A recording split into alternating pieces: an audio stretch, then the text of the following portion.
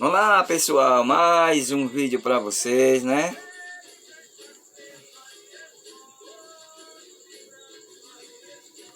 Eu fiz esse disquinho voador aqui para falar uma coisa para vocês. Vocês já estão vendo aí na internet, na televisão, a repercussão do caso do Michael, né? Do Michael Leão, que filmou um disco voador. E algumas pessoas estão esse pessoal negacionista aí estão dizendo que é mentira dele, né? Que ele não filmou isso, né? E outros dizendo que ele filmaram. Eu acredito que ele filmou mesmo, que ele é um rapaz do interior, assim, como se for assim, a gente chama aqui das brenhas mesmo, do mato mesmo, e ele conseguiu filmar isso aí. Porque lá é mais arrebado assim. Esse pessoal, esse pessoal, ele age mais rápido, né? Eu vou falar assim, os extraterrestres, os jovens, né, aparecem mais nesses lugares assim do que na cidade. Eu vou falar a vocês uma coisa que eu nunca tinha falado antes, mas eu acho que muita gente vai achar que não é, que é mentira também, outros vão acreditar. É o seguinte: eu tinha um grupo eu era assim, um escoteiro, né? Aí, e vamos supor assim, os escoteiros. Aí eu fui acampar num local assim, era antigamente, acho que em 80 e alguma coisa, anos 80, né?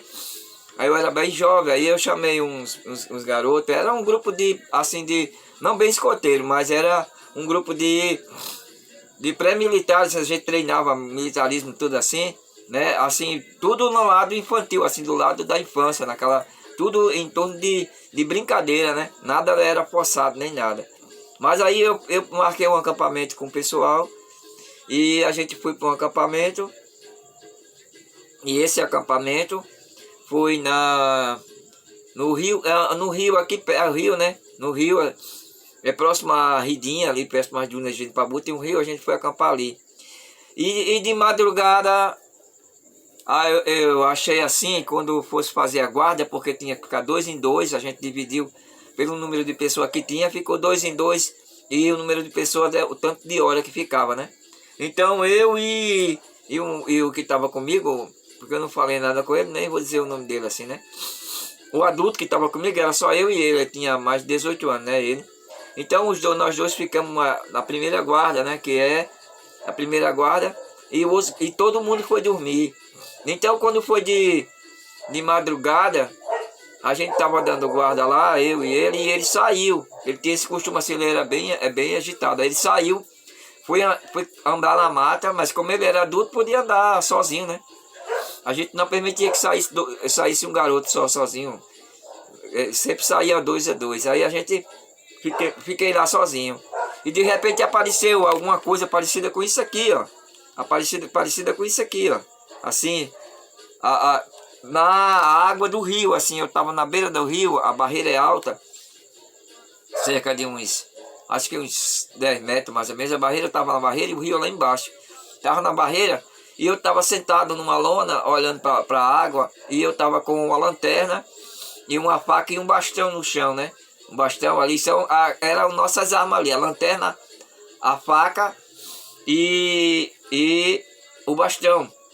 Eu estava sentado lá enquanto ele estava explorando a mata, né? A mata bem grande atrás. Estava explorando a mata ali, entre Genipabu ali, próximo a Genipabu.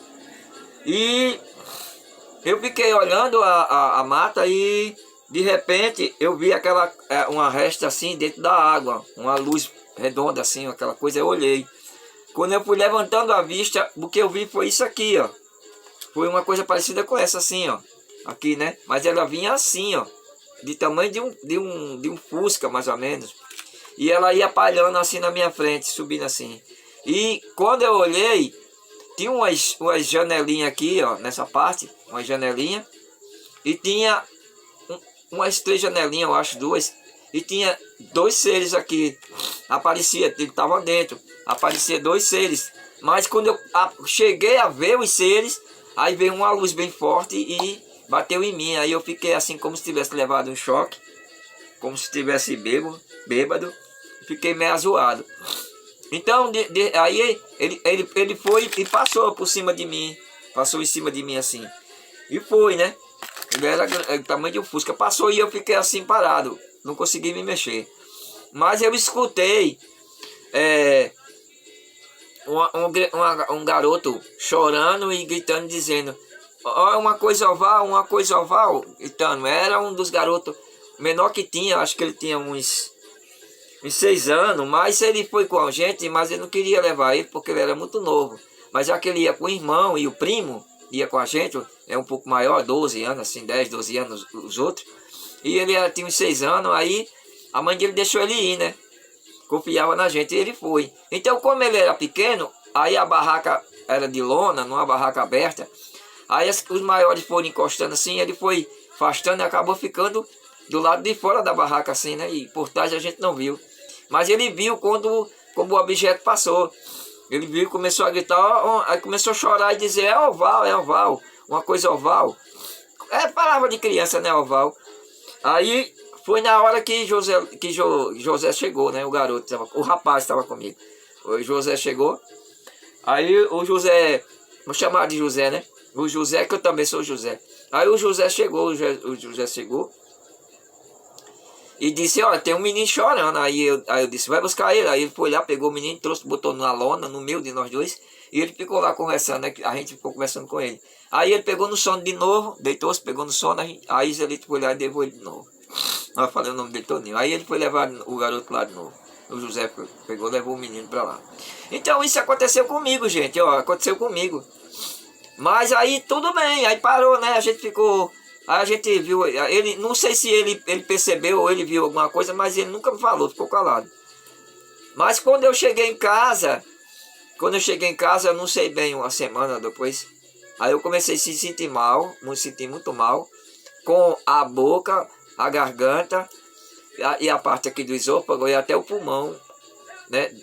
Sentindo dor, né? Aí eu fui para o médico e lá chegou, tiraram um raio-x, né? Naquela época era um raio-x. E o cara que tirou o raio-x olhou para minha cara, pegou minha mão e saiu quase correndo comigo, né? Quase correndo comigo, chegou, mostrou o médico. Aí o médico disse assim: ele vai ficar internado agora. Isso acho que uma semana depois que a gente ia ido acampar. Ele vai ficar.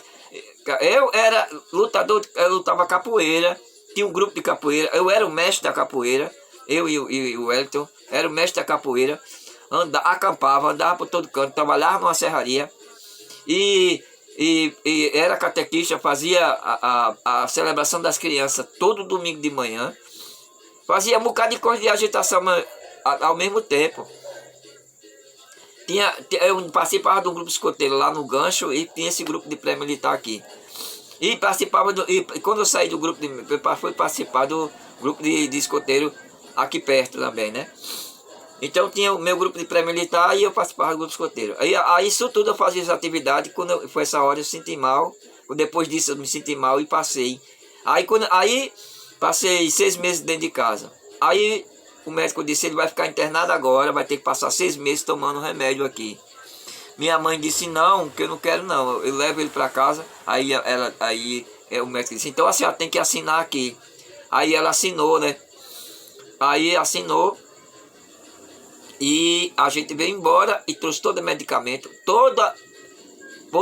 acho que era 3 em 3 meses, mamãe ia lá no hospital, junto até comigo mesmo, a gente pegava, eu andava de poste em poste escorando, aí a gente trazia o remédio. Eu passei 6 meses dentro de casa, né? Então isso aconteceu comigo. Agora vamos aqui para o evangelho de hoje. Vou dar um evangelho aqui que é rápido, né? Vamos aqui ler o evangelho, que é de Mateus 9:9. Então essa semana todinha eu vou ficar falando sobre esse assunto e vou lhe mostrar dizer mais algumas evidências. No caso acredite se acredite se quiser, né? Acredite se quiser. Agora vamos lá. A vocação de Mateus. Ao passar, Jesus viu um homem chamado Mateus sentado na coletoria de impostos e disse-lhe: segue-me. Ele levantou e seguiu. Depois, enquanto estava na mesa da casa de Mateus, vieram muitos publicanos e pecadores, e sentaram-se à mesa junto com Jesus, os discípulos, e alguns fariseus vieram isso e disseram ao discípulo: por que vosso mestre come com os publicanos e os pecadores? Tendo ouvido as perguntas, Jesus não são pessoas com saúde que precisam de médico, mas os doentes. Idem, pois aprendei o que significa misericórdia, e eu quero não sacrifício. De fato, não é justo que vem chamarmos de pecadores. Então é isso, ó. Jesus veio para os pecadores. Jesus veio para os pecadores, porque os pecadores precisam de Jesus, precisam de Deus para remir seus pecados e não pecar mais, né? Então, gente, foi mais um vídeo para vocês. Curta, compartilhe, dê o like. Essa semana eu vou ficar falando sobre esse assunto e cada dia eu vou mostrar mais uma evidência do que aconteceu comigo, do que aconteceu, né? Sobre esse negócio de extraterrestre. Curta, compartilhe, dê o like e uma boa noite para vocês e fiquem com Deus. Que Nossa Senhora Aparecida e Jesus Cristo lhe acompanhe em todos os lugares que você for. Amém.